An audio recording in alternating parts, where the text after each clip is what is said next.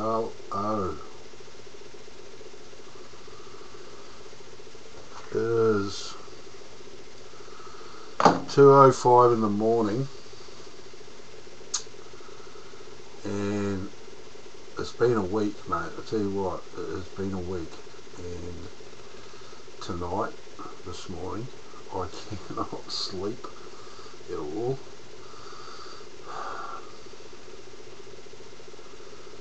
Things have happened. So I took my I went down to the guy, the leader of the National Party, having a little speech, and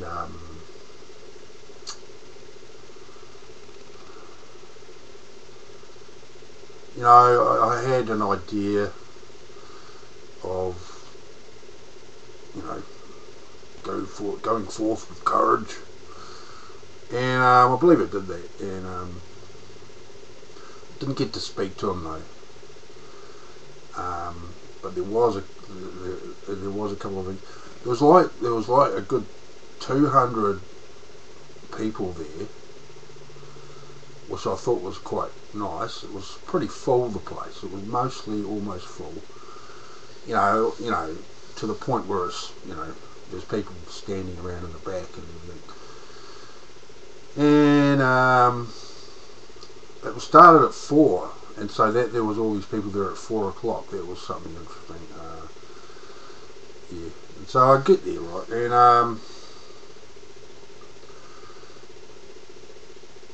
and the lady at the front there and said hello, how are you, and all this, and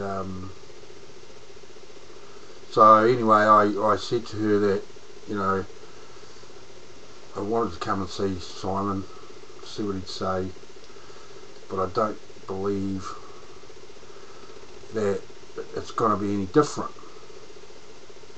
It's not going to be any different, because he's actually you know, in a job interview to be a politician. Okay, and I said to this woman that, you know, mostly everything, the problem with everything is largely being facilitated by an aversion to communication. And so I pulled out the old flyer, because I had a couple of me, you know, and I showed her the 8 laws, and I said, this is the 8 laws of anxiety, this is the revelation of the 8 laws, and I've made quite certain she understood that it was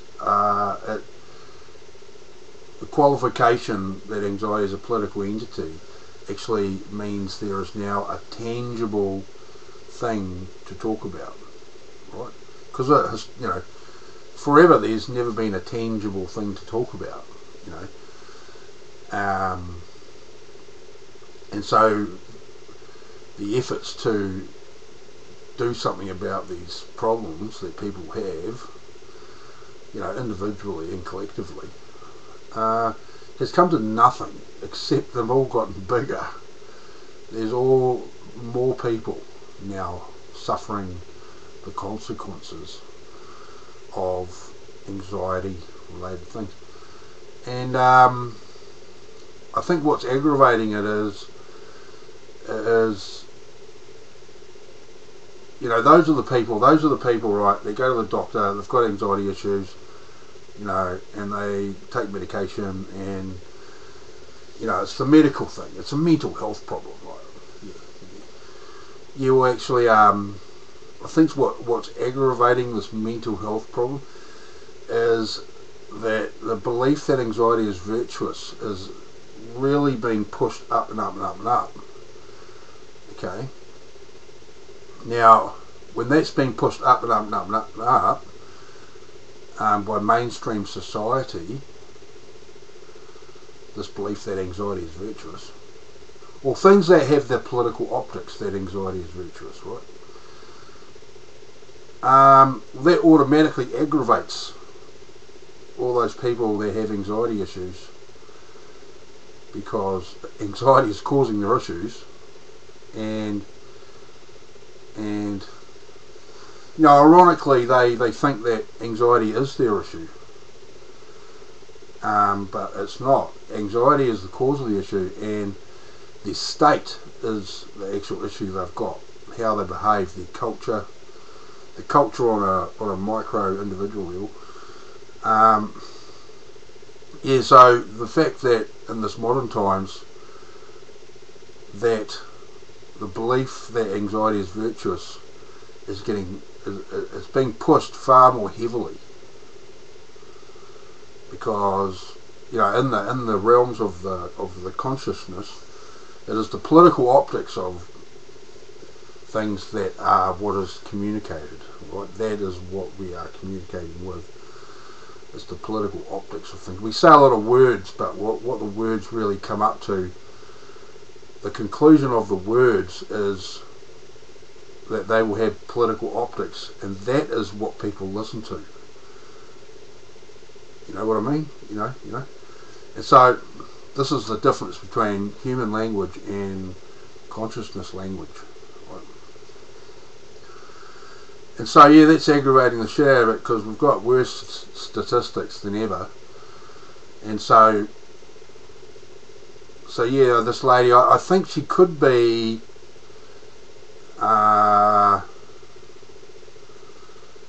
just the party manager or something, I can't remember the name of it, but yeah, it's the, what is it? Campaign manager. I think something like that. And so I was telling her this, and I gave her the paper, the flyer, and I told her that my political party thing on the one side, this is just a vehicle to be able to tell people about this thing. But the thing is, I think there that being the intelligent person I'm pretty sure she is, presenting that with her, the qualification of the 8 laws, and how it actually is a tangible thing to actually base a discussion, base one's understanding on what is happening, with that economy of the 8 laws and where people are in relation to the 8 laws in their small microcosm of their small group, of their life, what happens. This serves a very, very good purpose of being a tangible, something tangible to base our understanding and the any kind of conversation. It actually is a tangible thing. And that's what the world has done. It's gone along trying to understand the human mind and this dysfunction without actually a tangible thing, other than the mysticism of psychology and the mysticism of saying it's a mental health issue. Because nobody understands mental health issue. Okay, because everyone knows that consciousness is real, our consciousness. And so, and I've said it before, this is a moment where the human species are going to finally leave the caves. Because while the belief has been, and conventional wisdom has been, that anxiety is virtuous, we have been cavemen. And that's how we've been existing, virtually the traditional family unit where the man goes out to work, mum's at home, and now she works too, so we're still hunter-gatherers. Okay, we're still being hunter-gatherers, and that's really generally what we're still doing, except we get money. We go out and work, get money, and then we get the things we want. But this is still hunting and gathering, right? Really? And so, there was a guy there. I almost leapt into a conversation, because just behind me, I was sitting down before it started, and these two guys were going on about Marxism. These guys were easily in their late 50s or 60s. and they were businessmen, they looked like tidy people, and they were going on about Marxism and, well, at the moment communism seems to be working better than capitalism, and it's like, see, that proves there's no actual understanding of who we are. It's just a rort. It's just an ignorant fucking waste of everyone's time. I mean, as I have established, actually, you get the three big schools of thought: communism, democracy, and socialism. Okay, well, every human being has all three of these in them. Okay, and so this is the fact of it. Okay, so we need all three things. We need all three things to govern the country, because each person has all three things, and even in groups we have these things where we're all three of these things, right? But I didn't say anything to them, these guys, because I'm wary of requiring people to do a complete mental U-turn, like at the drop of a hat. And so, but there was a guy there, and we were talking a little bit, and at the end of it, I was leaving, right, and I was walking out of the place, man, and he was walking out of the place as well. And I said to him that this guy, Simon Bridges of the National Party, right, of New Zealand, right, he really sounded like he was just going to tread water,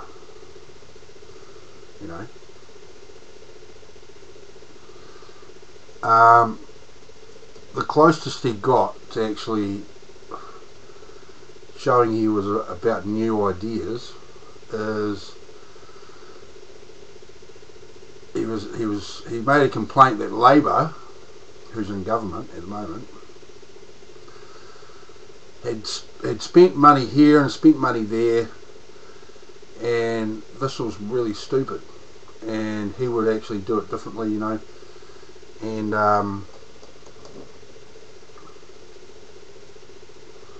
see, I know the kind of rort that's gone on, because the national government way of thinking has set up New Zealand's economy to be where it is.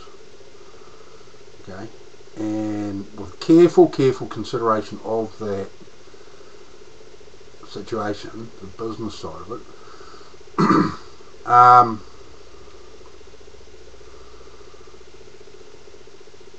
and Labour's come along with MMP election style.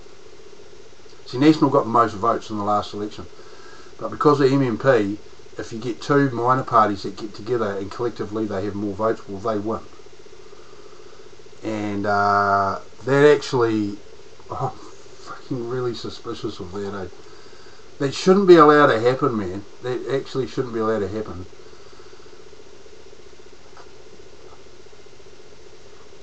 And I'm pretty sure how it has come to be that was actually installed as a good idea, they're saying.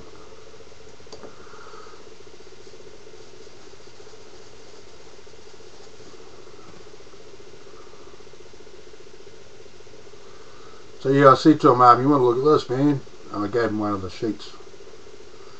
And he was business dude. He had the thing where he had this casual shirt with a jacket there, a suit jacket over a casual shirt thing going on, and so he's obviously in a highly creative kind of a space, and he's and I see to him as well that this is actually, I showed him it, and this is the 8 laws. It's qualification of anxiety as a political entity, which means it's a tangible thing to talk about. And I think that's the big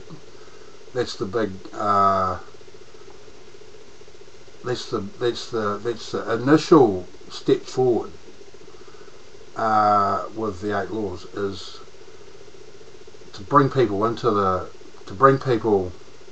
to initiate people into the awareness of it, to announce let's announce that first, that it is a tangible thing to talk about, to think about. It makes anxiety a tangible thing, what you can figuratively hold in your hand and look at it. It's a very different matter from not being able to speak about it at all. And all these rules around having to stay well away from it and promote it as wisdom at the same time.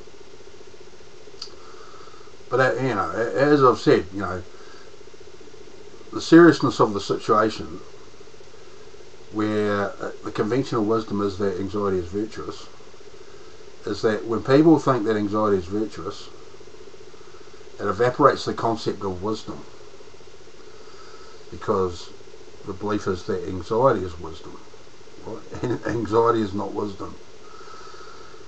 Now, while people think that anxiety is wisdom, it actually also evaporates the concept of anxiety, because they think anxiety is wisdom. You know what I mean? And I would think that's a little bit serious. I think that would be a little bit serious.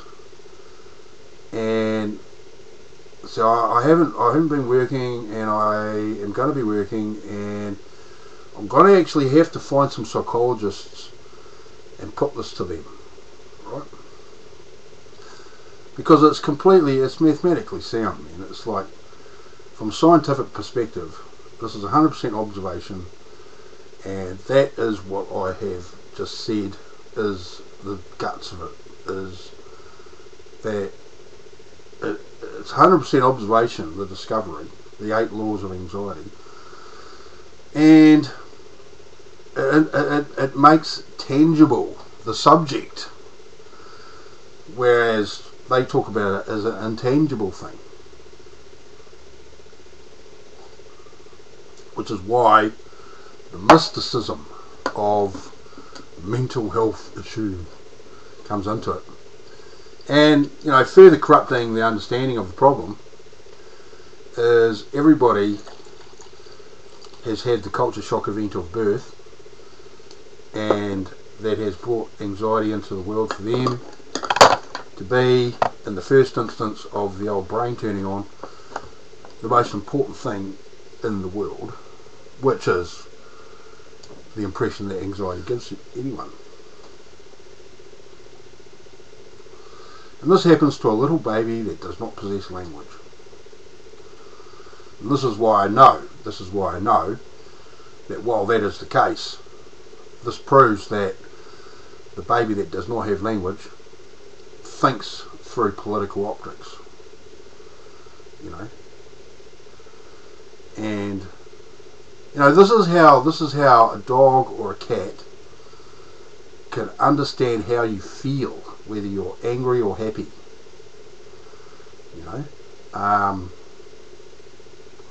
Because they are working with the political optics as well, because they are conscious beings, right? And so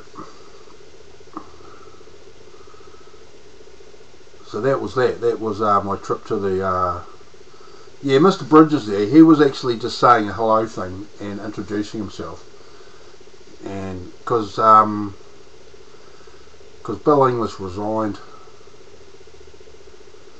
See, John Key resigned. Now, he's ex-Wall Street. He's a banker. And so Mr. Bill English took over being the Prime Minister. And he's been the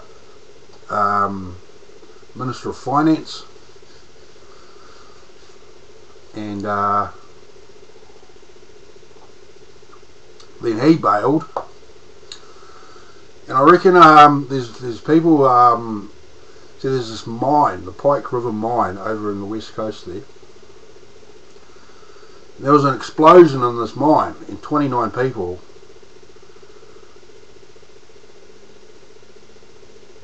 it caused the death of 29 people, because I don't know how many people would have died in the explosion and how many people died because nobody went in there after them. because the safety gear was run down. They had, you know, from what I've seen of the information I've got, the 3 out of the 4 safety rescue vehicles weren't operational. And so that gives me a lot of concern about what facilities they had in the mine, safety wise, what condition they were in, or even if they had them. And so this is the whole thing, right? It's caused because of the practice where anxiety is credible, and then the political correctness of anxiety becomes reality. And so the statement I have about this event is, it is the culture in the corporate experience that has killed these people in cold blood, because of how they nurture a minimal communication between the staff and the management. They actively discourage communicating, with, you know, by virtue of the political correctness of anxiety, taking full advantage of the dynamics that courage acknowledges anxiety. And so nobody seems to understand. No one's been. The mine manager had 12 charges laid against him, all dropped. And so we can see the corruption there, because the judge who assumed that, he believes that anxiety is virtuous, because he has to keep himself safe. He makes all these decisions and he's got to keep himself safe. He's got to keep himself safe from lawyers. And so he had all the charges dropped. And it's entirely likely he did it with the instinctively intuited nature of the political correctness of anxiety, where he instinctively intuited that the actual cause of this problem and the relationship between the staff and the management had its genesis in an anxiety. And so, yeah, Law 6 and Law 8 was his call, and the mine management's call was Law 7, because they always have to, management actually always have to answer to the workers about condition, about, you know, getting data about what's going on in the job. And so it's really the working people that are in control of the business, not the middle management. I know the middle management mostly think they are the most valuable asset to the company, but the reason, you know, the only reason they think that is because they believe that anxiety is virtuous. And so this is this theatrical act when things get transposed into the political correctness of anxiety. Speaking in terms of the political correctness of anxiety, which disassociates them from reality, which means they're no longer talking to the people. You know, this is why they love that paperwork. The more paperwork, the better, because that means the more paperwork they get from people, the less they have to talk to them. You know, because, you know, anxiety is communication averse, and it's also relationship adverse as well. You know? And so that's why homeless people, we got homeless people. You know, homeless people, there's a massive problem with homeless people everywhere, man. And Homeless people want to be in that state because, and I'm talking about in New Zealand here, right, in New Zealand, homeless people desire to be homeless because they have a total aversion to relationships. Total aversion to relationships, man. And that's people, of course that's people. Zero proximity to people, emotionally, right? But that also means a car and a house, you know. Definitely averse to the responsibility of bills, okay, you know. And this is them just backing out of this rat race, which is what life is, what civilization is, while the belief that anxiety is virtuous is conventional wisdom. Okay, and so that's something I've got to say about homeless people. And again, they might hear that and they might go far out. That's a tangible thing to think about, of how it's come to be, where I just don't want to live anywhere, man. It's like, so they may not even know, because of the conventional wisdom is that anxiety is virtuous. The language to support the consciousness reaction to anxiety is actually virtually impossible. And that's why we've got this middle ground here of this 10% of your brain thing. Why people get told we only use 10% of our brain. Okay, that's where the language is, and the political landscape is, while the conventional wisdom is that anxiety is virtuous. You know, that's what it is. It is a meaningless thing. The communication is virtually meaningless. You know. And so now all our perceptions have all come down to the level where it is, and so this is the civilization we have because of this. So just to add a little detail, I'll tell you, a data point that's come about post-discovery, right, that we actually, because of this culture shock event of birth, right, with the baby that does not possess language, which is everyone, right, okay, we instinctively learn to conceptualize what consciousness is wanting to say according to the means to express, which is language, which is actually completely owned by the first two laws. Okay, so let's just get that straight, right? And then let's just get that out on the table, and then we can actually start discussing things while looking directly at that data point. That's the fact of that, man. And so you talk about civilization and development, and yeah, so this is what you get. See, this is what it is, right? It's the rabbit hole. It's language and the rabbit hole dwellers. Okay, language and the rabbit hole dwellers, right? And it's summed up quite good, I think, by the statement that it's not the elephant in the living room. It is that we are living inside the elephant. And we cannot see outside of the elephant from inside the elephant. Except with this marvellous contribution to this amazing human experience we're having of the revelation of the 8 laws, which empowers articulation and yeah. I think, if the way of it, while the conventional wisdom is that anxiety is virtuous, that we only use 10% of our brain, because that's the maximum quantity allowable within the first 2 laws, right?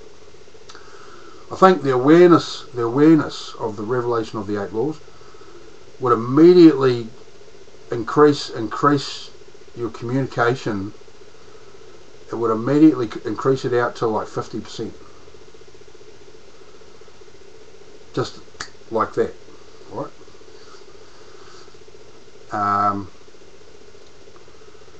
And so that's what I think about that. Immediately you're aware of the 8 laws. You're immediately not responsible to the 8 laws, and you can actually think freely. So you go from having static cognition to fluid cognition. You go from a finite equation to an infinite equation. Okay, so you want a singular end result to the journey is the destination. And so that's just a few words. That's just a few observations. Definitely, if you're aware of the 8 laws, you will automatically be able to. You'll find yourself more relaxed, and if not totally relaxed, and you'll be able to speak far more calmly and prolifically. So that's really freaking cool. So yeah, that was the old day there, you with the political guy, and my trip down there, and some thoughts about that. And the other thing I want to talk to you about is the media, and how the media have reported that situation on the American border with the children. Okay, so as I follow the news, those camps, those places, are for unaccompanied minors. Okay, unaccompanied minors. Right. And you all know what the media was saying about those camps. About Donald Trump. About he was ripping families apart and tearing babies off their mothers, and yeah. So you probably heard that. And so anyway, I rang up the Talkback Radio. So in New Zealand we have MediaWorks, and we have a radio station called Radio Live, right? And they masquerade as a political radio station, and this is just an exercise of this running theatrical battle promoting anxiety as virtuous, right? Where they replicate the function of anxiety by having to reassert their loyalty to anxiety every chance they get. And so I've noticed there they play the sports results at the end of the news. So they dish out the anxieties, man, in the first bit of the news, like the criminal, political, financial, war news, and then they do the sports. So after they feed you a big meal of anxieties, you get a little bit of dessert of sports news. And so I rang up this radio station, right? Because they did that. They reported on that. They said that, you know, there was babies crying, and it was like that recording. It was quite ironic because 2 days earlier I was listening to a kid in the supermarket that was saying exactly the same thing, crying, oh mummy, yeah, you know. And so, and I knew that recording was dodgy, man. And so I rang the radio station and I said to them that the media are willfully misleading the country about that. Willfully misleading the country. And we should look into why they're doing that.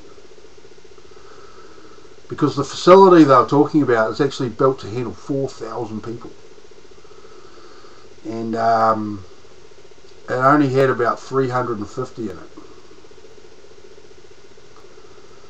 And so again, you know, the truth of it is like this much, man. Yeah, but they're only telling a story about like that. See, in the mix of what's going on, you've got all manner of people that are wholeheartedly loyal to duty of care of people, because it's human services that have jurisdiction over the camps there. It's not the justice system or immigration, it's human services, right? And you know, these kids, man, these kids. See, that woman there in the thing on the picture, yeah, found out today that she's actually just bailed out of her relationship in Guatemala, I think. She's got 3 kids and a husband she just walked out on, and took this one baby with her, and just left, and didn't even say goodbye. And see, this is easily understandable if you're aware of the 8 laws, right? Because these are the decisions that you have to. These are the kinds of decisions that seem reasonable when you're put in a position, one, where you actually don't have a relationship with other human beings, because it's just a landscape of this tension of the tension that comes with believing that anxiety is virtuous, right? So you actually don't have good relationships, right? If the anxiety is there, present, right, there's no love. Okay? There's just not. And that means there's no relationship. So a lot of people pretend to have relationships, but they're not actually.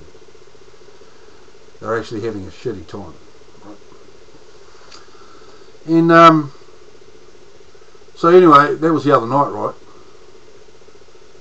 And I'm amazed these radio dudes have started to let me ring up again, because they usually, the guy in the daytime, Mark Sainsbury, he just, his producer just does not, as soon as he finds out it's me, he just hangs up. Okay. And just, I'll say there, right, anxiety is extremely politically protectionist. Okay, that's why that happens. And so that'll be a major chapter in the book. Political correctness of anxiety and political protectionism at the micro level, which is in your relationships. How people are politically protectionist at the relationship level, and it's done in such subtle ways. You've got subtle maintenance going on. The subtle maintenance of the relationship to anxiety in relation to another person, how you get manipulated. You know, little coercions to keep you in line, you know. And you know what I'm talking about, man. You know what I'm talking about. And so yeah, anyway, after that, I think it wasn't. It was last night, okay, on the 6 o'clock news, and you had this big splash of the reality of that recording is it's totally a fraud, because they made the recording while her mother was right there getting interviewed by the blooming border security, by immigration. Who are you? You know, they're asking all those questions, right? And she was standing right with her mother while that was happening. And she's never been separated from her kid.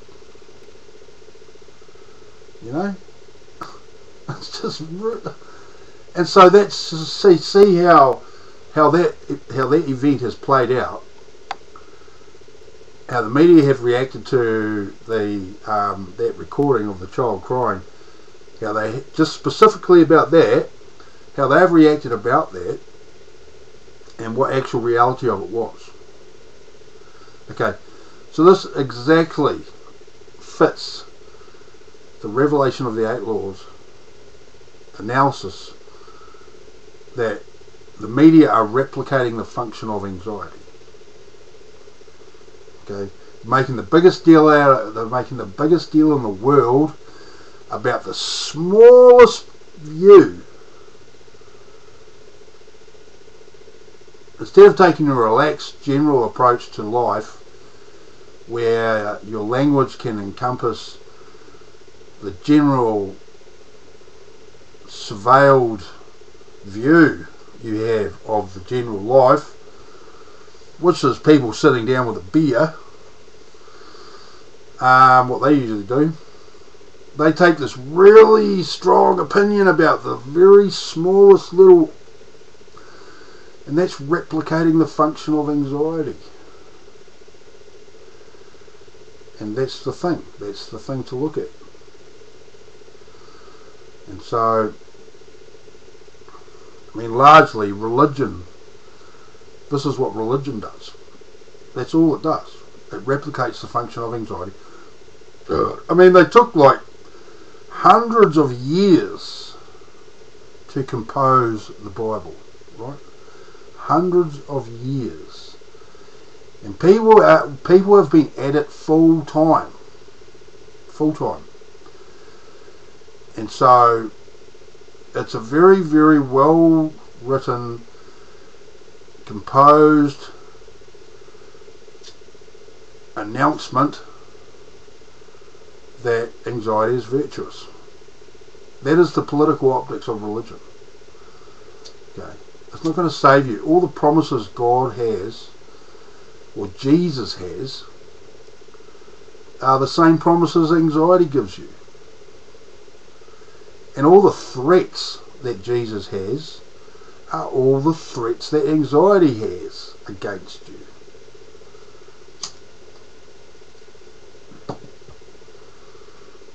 So, I am the great Druid comeback. And so here we are, man.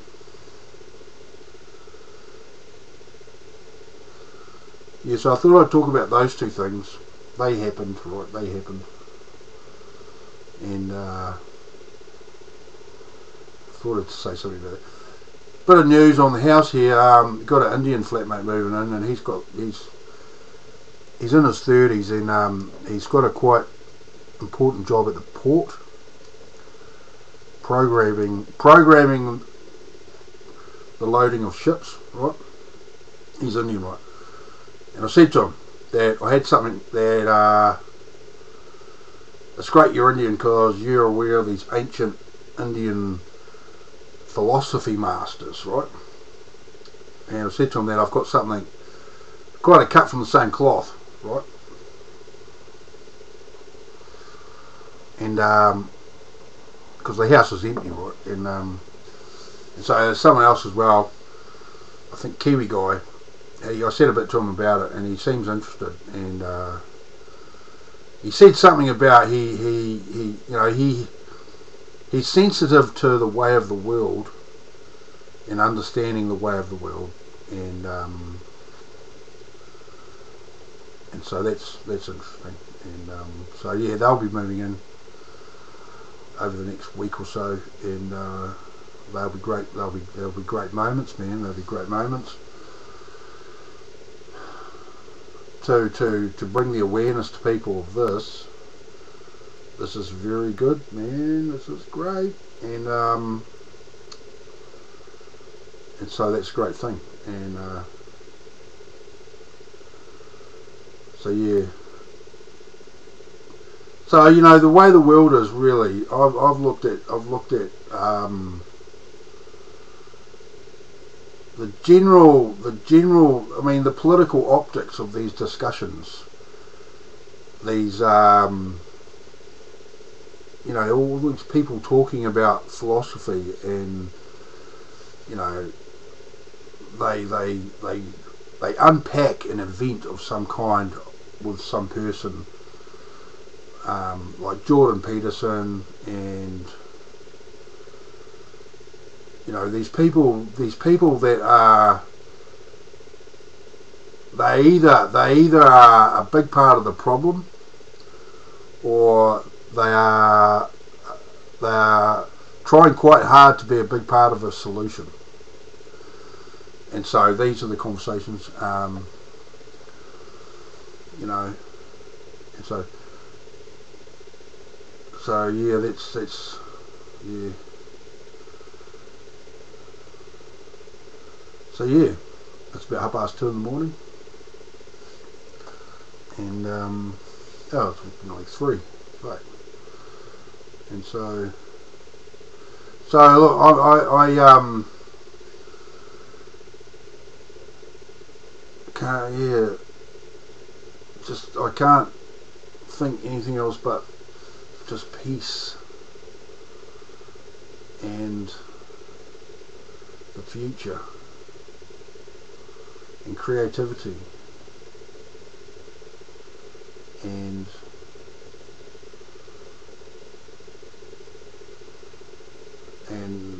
the first reality that we're alive on this planet and we're experiencing this experience.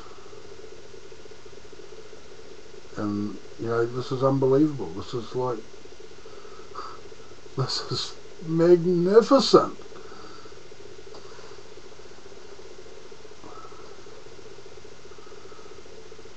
And so I just, yeah, I have an extraordinary experience happening to me because of this, and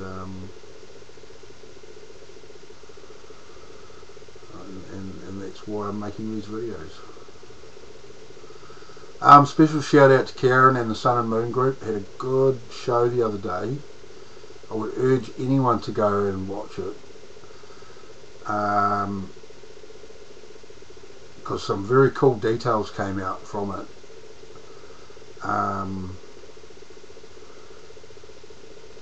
This is such a fantastic thing, because the revelation of the 8 laws gives something tangible to explain the behaviour of the people trying really hard to be part of the solution, and it explains and measures and qualifies what issue there is with these people that are maintaining the problem.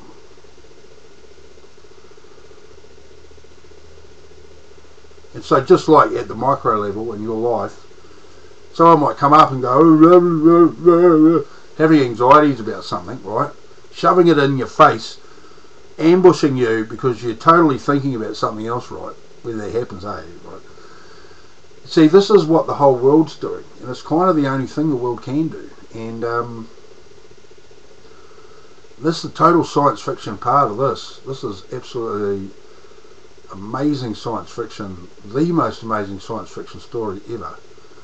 That not only this whole experience people have at the micro level, this is exactly replicated right up to the top of the geopolitical world, right? And I mean, you just look at the Western media attacking Russia. You get what Russia is doing, what they've done, and you get what the media in the West are doing and what the media have done. Okay, and it's exactly the same thing. You know, Russia's trying to mind its own business and get on with things and improve things, and you just get this opinion attacking them all the time, attacking. And it's an exact replication of the function of anxiety. It's exact replication at the top level of the human experience. It's exactly the same as right down to you and the event that may happen to you. You know, like the conversation, if you're just going about your normal business and you get some hoodlum that insists on getting in your face, and what they say to do that, okay, this is exactly what the Western media are doing, and the Western interests that are being a problem over there. In Venezuela, you know what? Nicaragua, right? Just What's happening to Nicaragua is exactly what happened to Germany. It's exactly what happened to Germany, to where Hitler came along to save the country. And because Hitler wanted to save Germany, that's why he became the big evil. Because anxiety hates courage. Anxiety believes that courage is a fascist. And anxiety literally hates courage. That's why the 8 laws exist. It's the exact opposite of courage. You know, it's the exact opposite of courage. And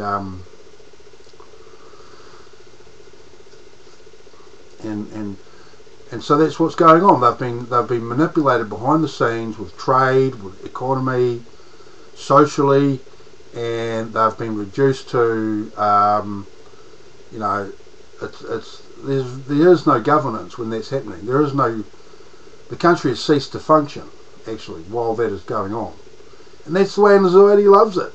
It loves that. You know, in your relationships out there, you know, you have a relationship and, you know, you're doing a lot of arguing, or you're wondering when the next time you're going to get, like, ambushed, you know, and that's the experience that these countries are having.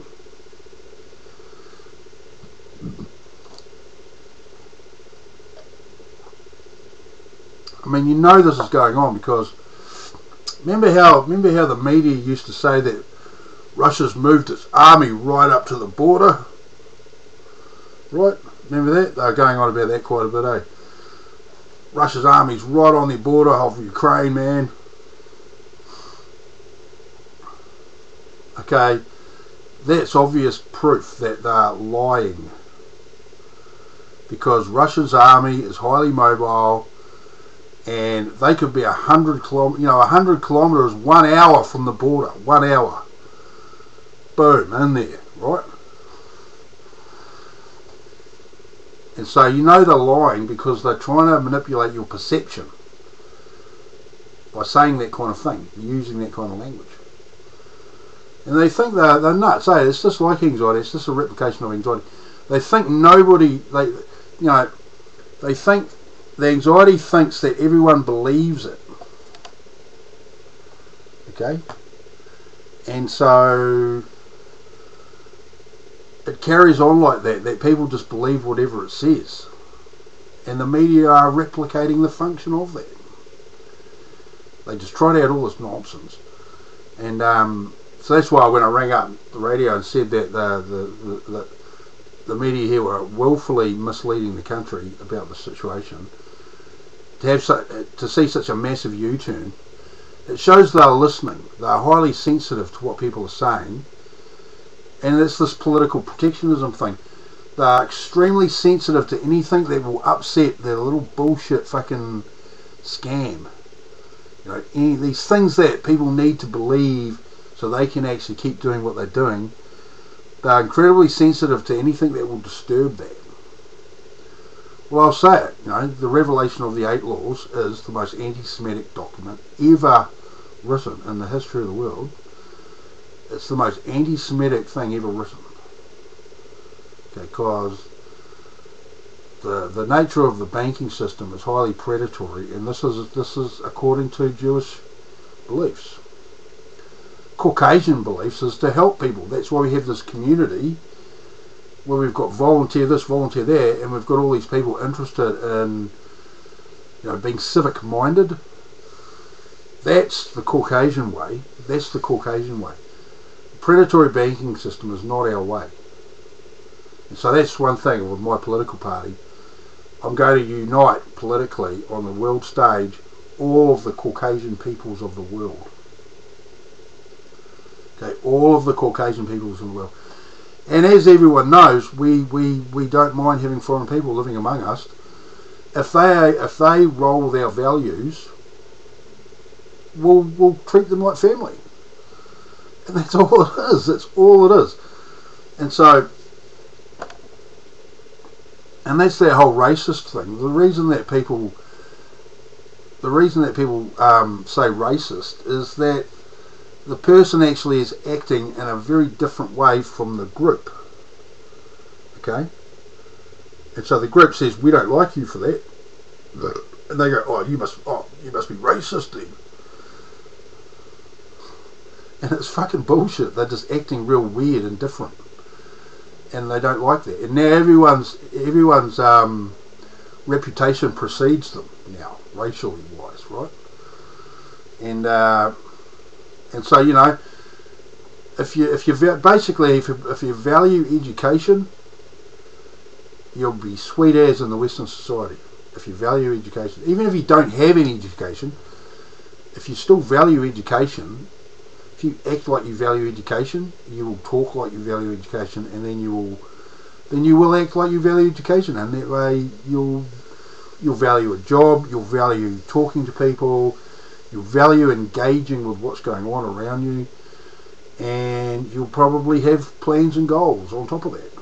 And then you're the same as us. You're the same as Caucasians, because that's just how we are. And so this must be said, because the silent majority cannot remain silent any longer. And that's what this is about. Giving the silent majority a very, very loud voice. And so that's the mission, man. It's like, anyway, it's been good. So tomorrow is Sunday. I'm going to go out and hit up some churches,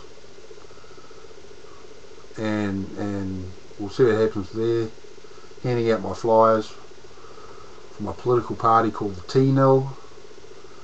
And there's a vid or two there. You can make contact and make a donation, and organise to make a donation if you want. And because I don't think this is, you know what, according to my understanding, I think all the Caucasian people of the world should get together, and we should have one government for the Western world. That's what I think. You know what the government of the Western world really is? It's the values of the community. Okay, it's the values of the silent majority. Okay, that is the governance of the Western world.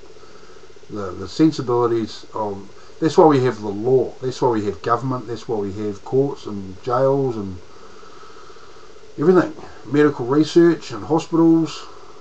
It's according to the values of the silent majority, the majority Caucasian silent majority, right? And so that's what I'm going to be looking at doing. And it's strength through unity. Because there's a political thing, which is anxiety's favourite thing. We've all been split up into these little groups, and that disempowers us. You know, our people isn't New Zealanders and Australians. It is the Caucasian people. Okay, full stop, man. It's the Caucasian people. Russians, French, Italians, Germans. Caucasian people. Irish, English, French. I said French. Scottish. Definitely Scottish. Anyway, yeah, there you go. Happy day, man.